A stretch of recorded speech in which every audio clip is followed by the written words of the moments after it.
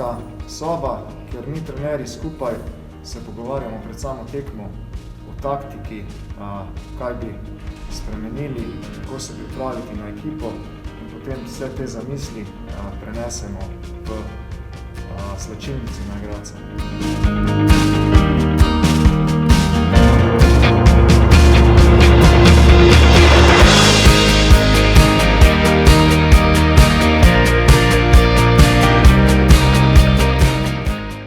Dve tekmi na teden predstavlja kar velik izziv.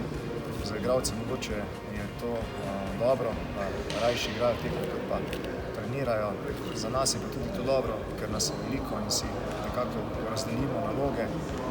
Res je veliko ogromno video analiz, priprava na nasprotnika in potem tisto po sami tekmi, moraš takoj pozabiti, kaj se je dogajalo, in hitro preklopiti na drugi dan, na novo tekmo.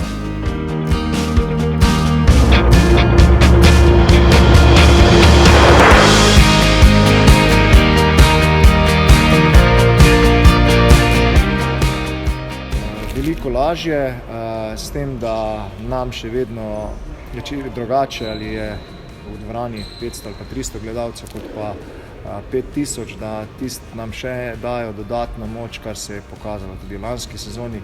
In letos imamo probleme, če se že ne moremo sami motivirati, potem nas ta energija z igrišča popelje k boljšim rezultatom, damo še več od sebe in to sigurno zelo pogrešamo.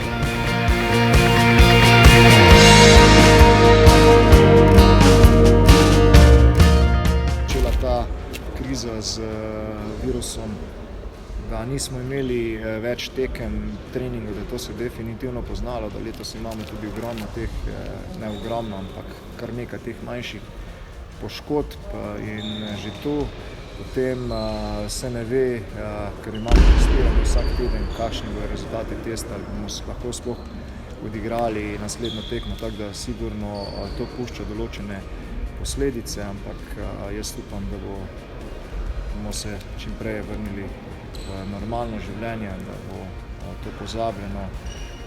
Mi pa moramo, kljub temu, da je ta virus tukaj pri nas prisoten, normalno delati, kot da se praktično nič ne dogaja, ampak vsi vemo, da je to zelo težko.